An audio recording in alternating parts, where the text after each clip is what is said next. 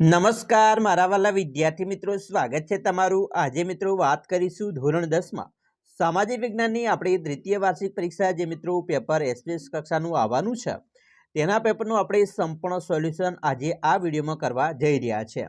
તો ચાલો વિદ્યાર્થી મિત્રો આપણે વિડીયોની શરૂઆત કરીએ। તેના પહેલાં તમે ખાસ ચેનલમાં નવા છો તો મિત્રો ચેનલને અવશ્ય સબસ્ક્રાઇબ કરી વિડીયોને લાઇક શેર અને કરી દેજો, જેથી કરી અમે તમારા સુધી ધોરણ 10ના તમામ વિડીયો છે એ મોકલી શકીએ। તો મિત્રો સૌપ્રથમ આપણે વિભાગ નંબર એ થી શરૂઆત કરીશું। અહીંયા વિભાગ નંબર એ ની અંદર તમને 1 થી 24 પ્રશ્ન આપેલા છે, જેના માગ્યા મુજબ ઉત્તર આપવાના છે। પ્રશ્ન નંબર 1 છે જેના મિત્રો કુલ ગુણ 24 છે, જેમાં યોગ્ય જોડકા જોડવાના છે। સૌપ્રથમ મિત્રો જોડકાની વાત કરીશું તો પહેલું છે ઢાઈ દિનકા ઝૂંપડા। તો ઢાઈ દિનકા ઝૂંપડા એ મિત્રો કઈ આવેલું છે તો અજમેરમાં આવેલું છે। નૃત્ય કલાના આદિદેવ તો મિત્રો ભગવાન શિવ નટરાજ। કેવલાદેવ રાષ્ટ્રીય ઉદ્યાન તો મિત્રો આવશે રાજસ્થાનમાં આવેલું છે। સૌર ઉર્જા પ્લાન્ટ તો એ મિત્રો માધવપુર ખાતે આવેલ છે, અને વિશ્વ વ્યાપાર સંગઠનનું મુખ્ય મથક તો એ છે જીનીવા ખાતે આવેલ છે। વિધાન ખરા ખોટાની વાત કરી લઈશું। પહેલો પ્રશ્ન છે ધર્મ એ શ્રદ્ધા અને આસ્થાનો વિષય છે, તો વિધાન સાચું છે। બીજું, રાજકોષીય નીતિ એટલે જાહેર આવક ખર્ચ અંગેની નીતિ, કરવેરા વિષયક અને જાહેર ઋણની નીતિ, તો આ વિધાન પણ સાચું છે। 8, મોઢેરાના સૂર્યમંદિરનું નકશીકામ ઈરાનની શૈલીમાં થયેલું છે, તો આ વિધાન પણ સાચું છે। 9, ગુજરાતમાં સ્થાનિક સ્વરાજ્યની સંસ્થાઓમાં મહિલા અનામતની ટકાવારી 50% કરી છે, તો આ વિધાન સાચું છે। અને 10મું છે ઋગ્વેદ ભારતીય સાહિત્યનો પ્રાચીનતમ ગ્રંથ છે, તો આ વિધાન પણ સાચું બને છે। ખાલિગ્યા પૂર્ણ કરવાની છે, જેની અંદર મિત્રો 11મી ખાલિગ્યા છે કે કૃષ્ણરાજ સાગર યોજના ખલિયા નદી પર આવેલી છે, તો એ આવશે કાવેરી।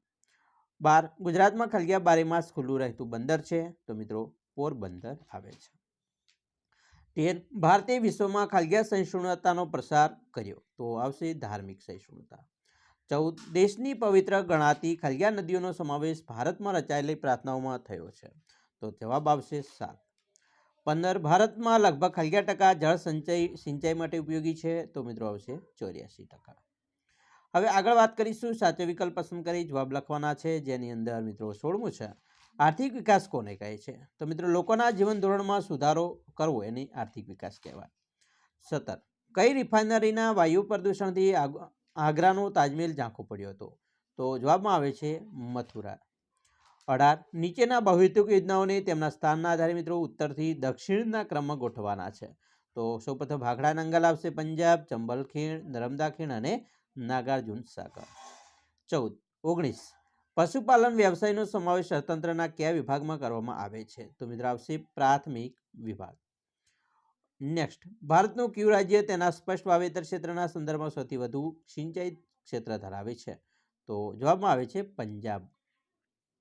1-2 વાક્યમાં જવાબ આપવાના છે, જેમાં 21મું છે બજાર પદ્ધતિમાં આર્થિક નિર્ણયો કોના આધારે લેવામાં આવે છે, તો મિત્રો નફાના આધારે। આર્થિક રીતે ભારત કેવો દેશ છે, તો વિકાસશીલ દેશ છે।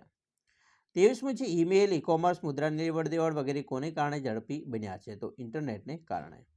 24, કયા સ્થળોને જોડતો રેલમાર્ગ વિવેક એક્સપ્રેસ તરીકે જાણીતો છે, તો દિબ્રુગઢથી કન્યાકુમારી સ્થળોને જોડતો। વિભાગ 2 ની વાત કરીશું। વિભાગ 2 ની અંદર મિત્રો નીચેના પ્રશ્નોના ટૂંકમાં ઉત્તર આપવાના છે, જેની અંદર પ્રત્યેકના 2 ગુણ છે। 20 ગુણનો મિત્રો વિભાગ ડી છે। 25મું છે ભારતની રાષ્ટ્રમુદ્રામાં કયા કયા પ્રાણીઓ દર્શાવેલા છે, જેમાં મિત્રો આવશે 4 પ્રાણીઓ, જેમાં સિંહ, ઘોડો, હાથી અને બળદ। 26મું છે ઓસ્ટ્રેલિયાઇટ મિત્રો નિષાદ પ્રજાએ ભારતની સંસ્કૃતિ અને સભ્યતાના વિકાસમાં તેમનો નોંધપાત્ર ફાળો હતો, તો મિત્રો એનો જવાબ આવે કે તે અગ્નિ એશિયામાંથી ભારતમાં આવેલી પ્રજાતિ આર્યો તેમને નિષાદ કહેતા હતા। શ્યામે રંગ, લાંબુ અને પહોળું માથું, ચપટું નાક, ટૂંકું કદ એ તેમની શારીરિક વિશેષતા હતી। ભારતની કોલ અને મુંડા જાતિમાં, અસમની ખાસી પ્રજામાં અને નિકોબાર તથા મ્યાનમારની જાતિઓમાં ઓસ્ટ્રેલિયોઇડ પ્રજાના મોટાભાગના લક્ષણો પણ જોવા મળે છે। આ માટીના વાસણો બનાવતા, ખેતીકામ કરવું, સુતરાઉ કાપડનું મિત્રો વણાટ કરવું વગેરે કૌશલ્યો તેમજ કેટલીક ધાર્મિક માન્યતાઓ તેઓ ધરાવતા હતા। ભારતની સંસ્કૃતિ અને સભ્યતાના વિકાસમાં પણ તેમનો નોંધપાત્ર ફાળો હતો। 27મું છે મિત્રો રંગલો અને રંગલી જેવા પાત્રો જે કલામાં પોતાની વિશેષતાઓ દ્વારા વિશિષ્ટ વસ્તુ સમજાવે છે તે કલાનો પરિચય આપવાનો છે, એટલે કે ભવાઈ વિશે ટૂંકી માહિતી આપો। તો મિત્રો ભવાઈ એ ગુજરાતની આશરે 700 વર્ષ જૂની વિશિષ્ટ પ્રકારની નાટ્યકલા છે। શાસ્ત્રકારોએ ભવાઈને ભાવ પ્રધાન નાટકો કયા છે? ભવાઈની શરૂઆત છે અસહ્ય ઠાકરે કરી હતી. ખૂબ ઓછા ખર્ચે લોકશિક્ષણ સાથે મનોરંજન કરતી આ નાટ્યકલાને સોલંકી યુગ દરમિયાન પ્રોત્સાહન પણ મળ્યું હતું. મોટે ભાગે પડદા વગર ભજવાતા નાટકો, હળવી શૈલીના રમૂજો, ભૂંગળ વાદ્ય સાથેના સંગીતભરતા નાટકો તેમજ વિવિધ પ્રકારના વેશ, રામદેવનો વેશ, ઝંડા ઝૂલણનો વેશ, કજોડાનો વેશ વગેરે ભવાઈની મુખ્ય વિશેષતાઓ છે.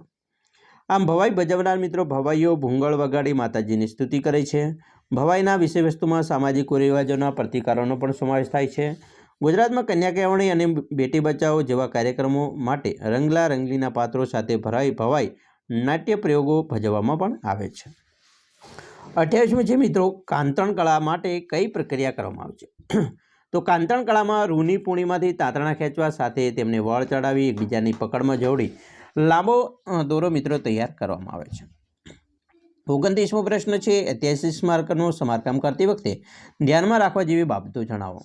તો એની વાત કરીએ તો કોઈપણ ઐતિહાસિક સ્મારકનું સમારકામ કરતી વખતે તેનું મૂળ સ્વરૂપ તેમજ તેનો આકાર, કદ, સ્થિતિ, રંગ વગેરે જેમ હોય તેમ જળવાઈ રહેવા જોઈએ.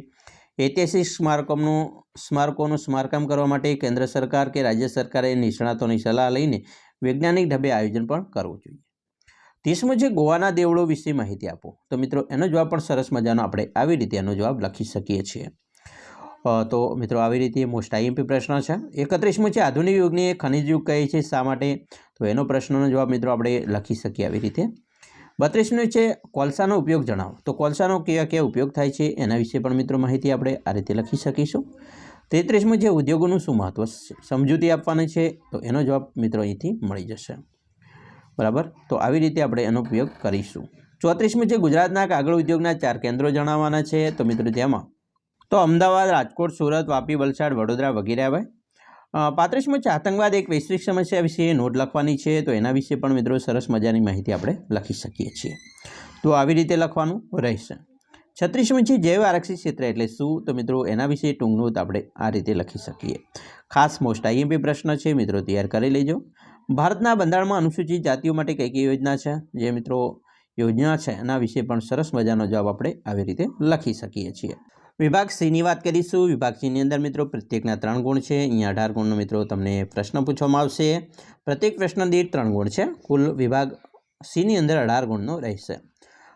38મું છે વિશ્વ વ્યાપાર સંગઠનના ધ્યેય જણાવો. તો એના ધ્યેય વિશે મિત્રો સરસ મજાની સમજૂતી સાથે આપણે આ રીતે જવાબો લખી શકીએ છીએ. તો આ રીતે મિત્રો લખીએ. 39મું છે ભારત સરકારની મહિલા કલ્યાણકારી યોજનાઓનું ક્રમિક રીતે સમજૂતી આપવાની છે. તો એનો પણ જવાબ મિત્રો તૈયાર કરી લેજો, મોસ્ટ આઈએમપી છે. 40મું છે પ્રાચીન ભારતનું નગર આયોજન, એના વિશે સમજૂતી આપવાની હોય તો પણ આ રીતે સમજૂતી મેળવી શકીએ. ગુપ્તયુગ ભારતીય કલાનો સુવર્ણયુગ સાથે કહેવાય છે. સરસ મજાનો જવાબ છે. તો એ પણ સમજૂતી મેળવીશું.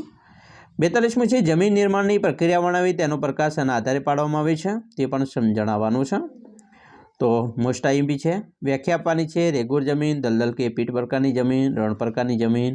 તો એનો જવાબ પણ મિત્રો સરસ મજાનો આપણે આવી રીતે આપી શકીએ છીએ. બરાબર. 44મું છે ગ્રાહક સુરક્ષામાં ગ્રાહક મંડળોની ભૂમિકા સ્પષ્ટ કરવાની છે. બરાબર મિત્રો. તો સરસ મજાના પ્રશ્નોનો જવાબ મિત્રો આપણે આવી રીતે મેળવી શકીએ. વલ્લભી વિદ્યાપીઠ વિશે પણ સમજૂતી આપવાની છે. તો એનો જવાબ પણ મિત્રો મળી જશે અહીંયાથી. સરસ મજાનો છે. 46મું છે આઈએસઆઈ, ઇકો અને એફઈઓ આ ત્રણેય માર્કાના પૂરા નામ લખવાના છે. બરાબર. તો મોસ્ટ આઈએમપી છે મિત્રો, ખાસ મિત્રો ધ્યાનથી જોઈ લેજો. વિભાગ ડીની વાત કરીશું તો અહીંયા મિત્રો સવિસ્તર ઉત્તર લખવાના છે. પ્રત્યેક પ્રશ્ન દીઠ 4 ગુણ છે. વિભાગ ડી છે 20 ગુણનો છે. અહીંયા 47મું છે બેરોજગારીની અસરો જણાવવાની છે. તો એના વિશે પણ મિત્રો સરસ મજાનો જવાબ આપણે લખી શકીએ છીએ. 48મું છે ભારતીય સંસ્કૃતિની વિશેષતા કઈ કઈ છે? તો એના વિશે પણ મિત્રો સરસ મજાનો જવાબ આપણે આવી રીતે લખી શકીએ. 49 છે ભારતના અર્થતંત્રમાં કૃષિનું યોગદાન ગણવાનું છે. બરાબર. તો મોસ્ટ આઈએમપી મિત્રો બધા જ પ્રશ્નો છે, ખાસ તૈયાર કરી લેજો. એગ્રો બિઝનેસ પોલિસી તથા ઇનામ વિશે જણાવવાનું હોય તો પણ મિત્રો સમજૂતી મેળવી શકીશું. ભારતના બંધારણમાં કયા મિત્રો બાળ અધિકારોનો સમાવેશ કરવામાં આવે છે? તો મોસ્ટ આઈએમપી મિત્રો બધા જ પ્રશ્નો છે તમારા માટે, ખાસ તૈયાર કરવાના રહેશે. બરાબર. તમારી આવનારી બોર્ડની એક્ઝામમાં પણ તમને આ પ્રશ્નો છે ખૂબ જ ઉપયોગી નીવડશે. તો વાલા વિદ્યાર્થી મિત્રો ખાસ તૈયાર કરી લેજો. મિત્રો અહીંયા ખાસ રેખાંકિત નકશા કરવાના હોય તો મિત્રો મોસ્ટ આઈએમપી છે નકશાઓ. જંગલ પ્રકારની જમીનનો એક વિસ્તાર, પછી વેળાવદર રાષ્ટ્રીય ઉદ્યાન, જેને કાન્હા રાષ્ટ્રીય ઉદ્યાન પણ લખી શકો છો. શણ ઉત્પાદન કરતો એક પ્રદેશ, બાજરી ઉત્પાદન કરતો એક પ્રદેશ પણ લખી શકો છો. રેલવે એન્જિન બનાવતા ઉદ્યોગનું કેન્દ્ર ચિત્રંજન, OR વારાણસી અથવા રાસાયણિક ખાતર ઉદ્યોગનું કેન્દ્ર સિંદરી પણ લખી શકાય. તો આવી રીતે તમારું પ્રશ્નપત્ર છે મિત્રો મોસ્ટ આઈપી નીકળવાનું છે. અમે આશા રાખીએ તમને આપણો આ વિડીયો છે ખૂબ જ ગમ્યો હશે. વિડીયો ગમ્યો હોય તો મિત્રો લાઇક, શેર અને સબસ્ક્રાઈબ કરવાનું પણ ન ભૂલતા.